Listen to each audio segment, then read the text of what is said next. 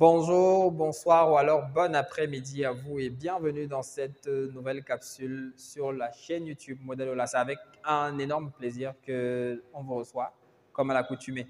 Aujourd'hui, on va parler d'une notion, celle de la division, pour les débutants afin que vous sachiez comment est-ce qu'il faut faire pour expliquer cette opération aux apprenants enfants de manière à ce qu'ils comprennent réellement ce qu'ils sont en train de faire. Donc, sans plus tarder, commençons avec cette opération, disons 346 divisé par 2. On pose l'opération en leur expliquant bien quelles sont les différentes parties de cette opération. Là, nous avons le dividende qui est le tout qui va être partagé. Et ici, nous avons le diviseur qui est un nombre qui représente le nombre d'éléments de chacune des collections qui seront faites dans chacun des tours que nous aurons à prendre dans le dividende. Donc, commençons pour mieux expliciter ça avec le travail. Donc, avant de commencer, comme on a dit, on doit prendre un tout dans le dividende afin de savoir combien d'ensemble de ce nombre d'éléments-là il y a dans ce tout. Donc, on commence par prendre ce qu'on dit souvent. On va prendre un chiffre avant de commencer ou bien un nombre avant de commencer qui est supérieur ou égal à notre diviseur. Donc, ici, on commence par prendre 3. On constate que 3, déjà, il est plus grand que notre diviseur qui est 2. Donc, c'est bon. On a ce tout-là. On le représente. C'est 1, 2, 3. Donc, on a 1, 2, 3. On va venir, comme je disais tout à l'heure, ce nombre-ci représente le nombre d'éléments de chacun des ensembles de cette collection de 3 éléments. Bon, on va faire un ensemble de 2 éléments. On voit si on peut faire un autre ensemble de 2 éléments. Ce n'est pas possible puisqu'il en reste qu'un seul élément dans cette collection. Donc, il y a 2. Combien de fois dans 3? Il y a 2. Une seule fois dans 3. Donc, on vient d'écrire ce une seule fois là. Et ça fait 2 fois 1. Ça fait 2. Donc, 3 moins 2, il reste 1. On abaisse un chiffre avant de pouvoir poursuivre. Il faut leur préciser ça. Tant qu'on n'a pas abaissé un chiffre, on ne peut pas poursuivre notre division. Et la division s'arrête lorsqu'on n'a plus de chiffres A, B, C, même comme c'est un peu plus subtil.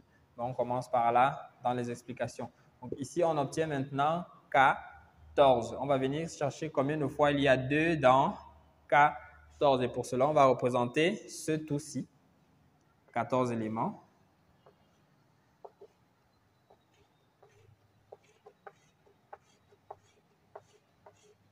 Bon. Bien.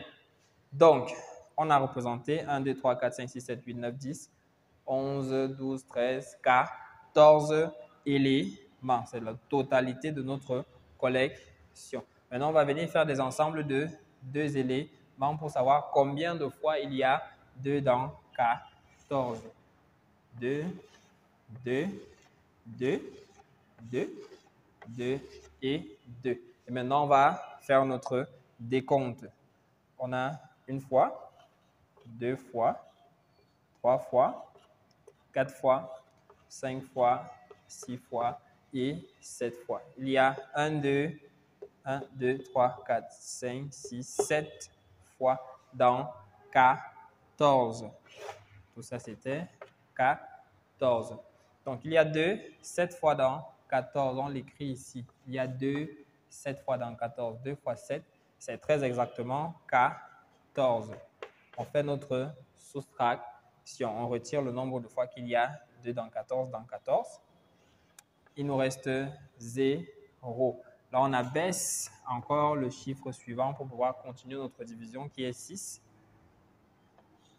Et on obtient très exactement 6. On reprend le même travail. On a maintenant un autre nouveau tout qui est 6. On le représente 1, 2, 3, 4, 5, 6. On cherche le nombre de fois qu'il y a notre diviseur dans notre tout. Il y a 1, 2, 3 fois.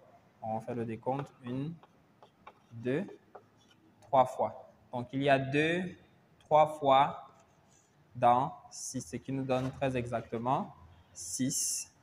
On fait notre soustraction. Il reste 0. Il n'y a plus de chiffres à abaisser. Notre reste est égal à 0. Donc, notre réponse, la réponse d'une division qu'on appelle le quotient, est de 173. Voilà ce qu'il y a à expliquer aux apprenants enfants lorsqu'on fait une division. Ce qu'ils ne comprennent pas souvent quand on leur dit simplement, il y a tant, combien de fois dans tant.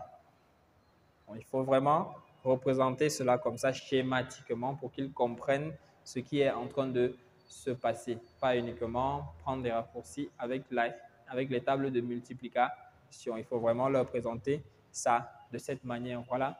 Aujourd'hui, succinctement, comment est-ce qu'il faut expliquer la notion de division aux apprenants enfants? Vous aurez la possibilité de décliner cela comme vous le souhaitez avec les apprenants que vous avez en face de vous pour qu'ils comprennent le mieux possible tout en gardant ce noyau-ci de compréhension. Merci pour l'écoute, merci pour votre attention et on se dit à la prochaine capsule. Pour tout besoin, n'hésitez pas à contacter le modèle Ola. Nous avons une chaîne YouTube, nous avons une page Facebook, nous avons une page LinkedIn et une page TikTok.